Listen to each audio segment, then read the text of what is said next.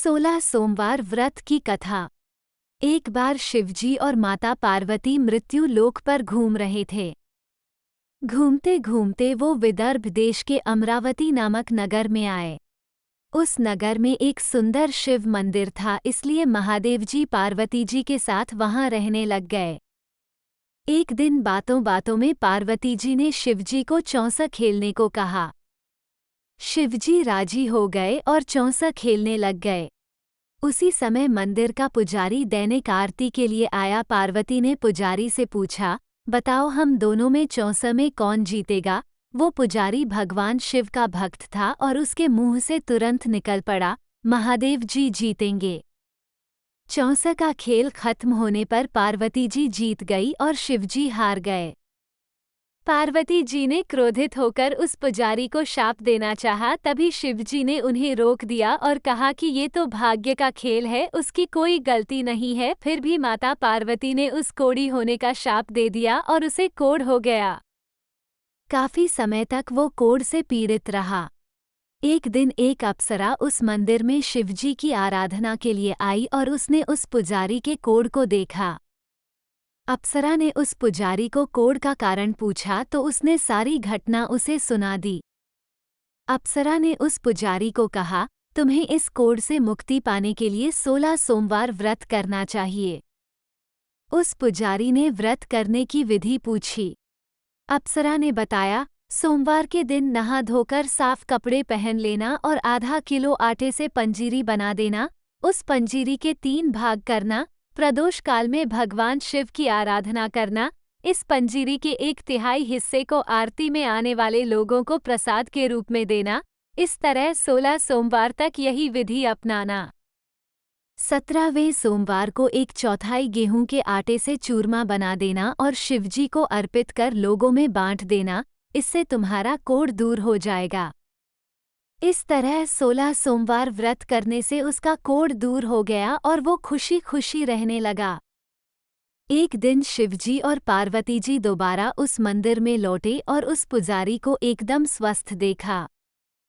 पार्वती जी ने उस पुजारी से स्वास्थ्य लाभ होने का राज पूछा। उस पुजारी ने कहा उसने 16 सोमवार व्रत किए जिससे उसका कोढ़ दूर हो गया। पार्वती जी इस व्रत के बारे में सुनकर बहुत प्रसन्न हुई। उन्होंने भी ये व्रत किया और इससे उनका पुत्र वापस घर लौट आया और आज्ञाकारी बन गया।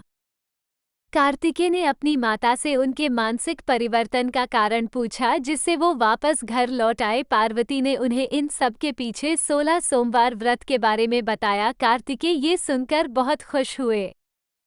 कार्तिकेय ने अपने दूर गए ब्राह्मण मित्र से मिलने के लिए उस व्रत को किया और 16 सोमवार होने पर उनका मित्र उनसे मिलने विदेश से वापस लौट आया।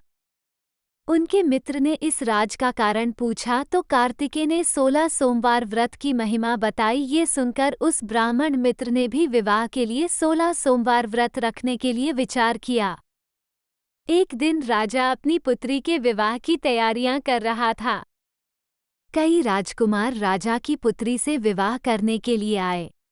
राजा ने एक शर्त रखी कि जिस भी व्यक्ति के गले में हथिनी वरमाला डालेगी उसके साथ ही उसकी पुत्री का विवाह होगा। वो ब्राह्मण भी वही था और भाग्य से उस हथिनी ने उस ब्राह्मण के गले में वरमाला डाल दी और शर्त के अनुसार राजा ने उस ब्राह्मण से अपनी पुत्री का विवाह करा दिया।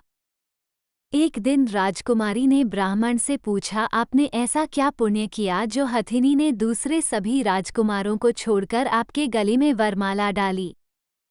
उसने कहा, प्रिय, मैंने अपने मित्र कार्तिकेय के कहने पर 16 सोमवार व्रत किए थे, उसी के परिणामस्वरूप तुम लक्ष्मी जैसी दुल्हन मुझे मिली।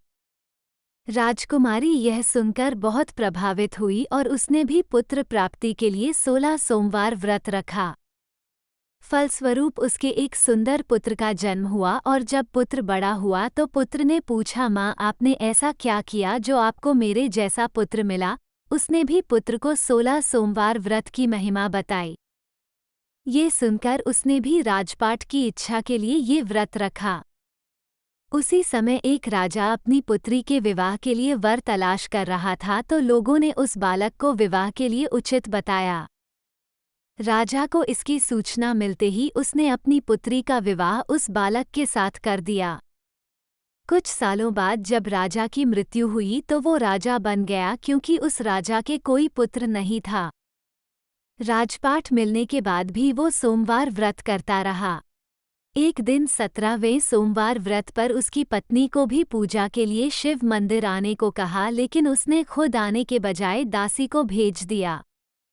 ब्राह्मण पुत्र के पूजा खत्म होने के बाद आकाशवाणी हुई, तुम अपनी पत्नी को अपने महल से दूर रखो वरना तुम्हारा विनाश हो जाएगा। ब्राह्मण पुत्र ये सुनकर बहुत आश्चर्यचकित हुआ। महल वापस लौटने पर उसने अपने दरबारियों को भी ये बात बताई तो दरबारियों ने कहा कि जिसकी वजह से ही उसे राजपाट मिला है वो उसी को महल से बाहर निकालेगा। लेकिन उस ब्राह्मण पुत्र ने उसे महल से बाहर निकल दिया। वो राजकुमारी भूखी प्यासी एक अनजान नगर में आई। वहां पर एक बूढ़ी औरत धागा बेचने बाजार जा रही थी।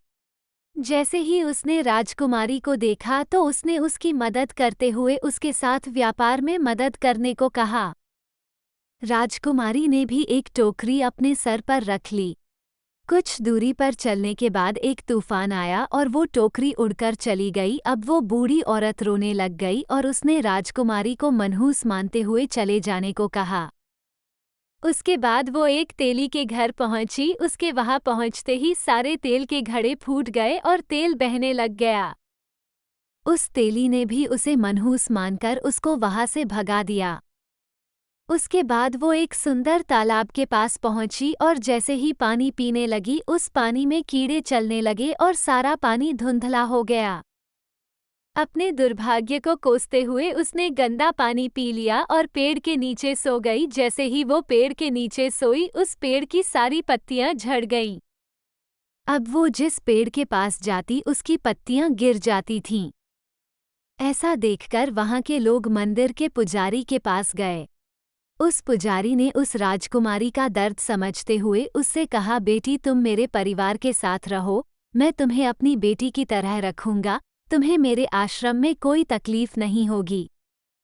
इस तरह वो आश्रम में रहने लग गई। अब वो जो भी खाना बनाती या पानी लाती उसमें कीड़े पड़ जाते।